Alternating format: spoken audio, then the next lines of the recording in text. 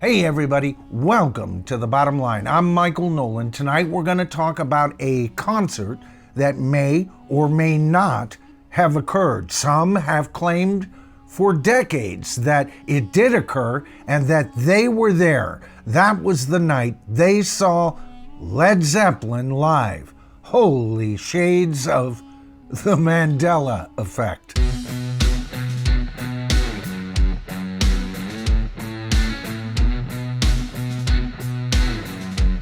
All right, so the story goes that Wheaton, Maryland, a town of about 50,000, had a youth center and that Led Zeppelin set up and played for about 60 people. The attendees, or supposed attendees, of this concert have claimed over the decades and have not backed down. They were there, they saw Led Zeppelin, and Led Zeppelin played for them. And yet none of them have been able to produce a single photograph, a ticket stub, a gig poster, a contract. Nothing is in the wind. And yet Jeff Krulik, the co-creator of Heavy Metal Parking Lot and film director, tried to put together a documentary called Led Zeppelin Played Here. It was never finished and only shown partially at several film festivals. In 2009, he put together a reunion of sorts, wanting to get people to get together and see if they could amass some sort of kind of proof. Interesting. Over double the amount that have claimed in the past to have seen this show showed up. And yet not a single bit of evidence showed up at that rather crowded reunion. Or rather, I should say, almost no evidence. Marie Ann Pemberton showed a pair of beat-up old sneakers that she claimed to have worn at the show. She said they were there. Well, and that kind of reminds me, I've got a couple of pair of shoes here. This one was signed by Robert Plant. The other one there was signed by Jimmy Page in invisible ink.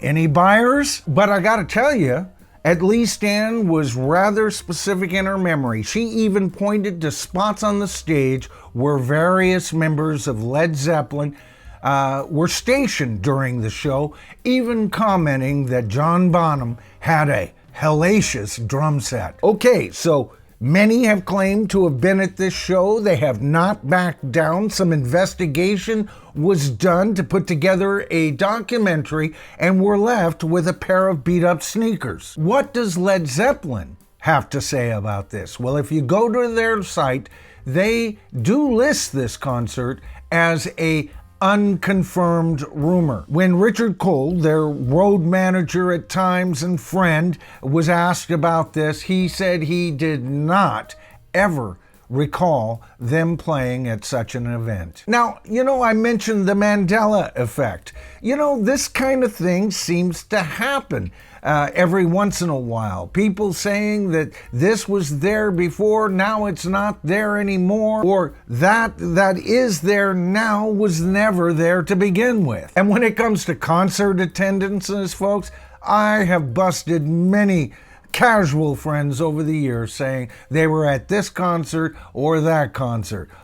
Well, sorry, buddy, they didn't play Day on the Green that day. They were at the Cow Palace or at Winterland or some other venue down on the peninsula. Now, I don't want to cut anybody down here. If you are watching this video and you were there, I'd love to hear from you. Matter of fact, I'd love to interview you. Because if this show actually occurred, think about it.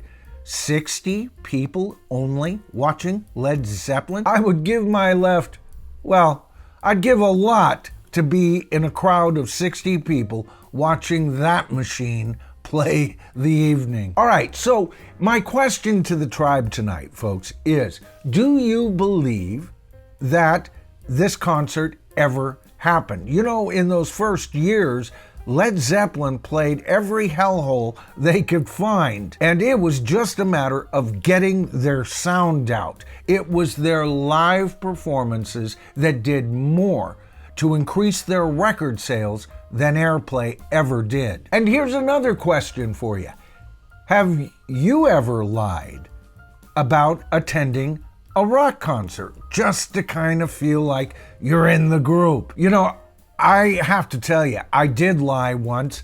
I was about 15. I hadn't really gone to any concerts too much at that point.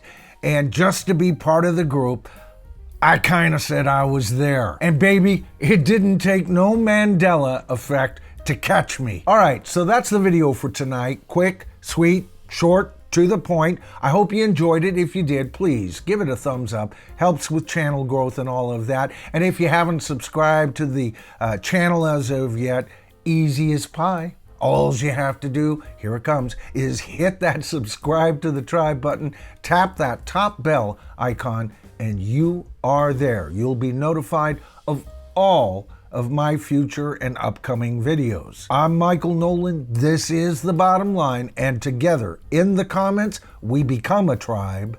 We are the tribe.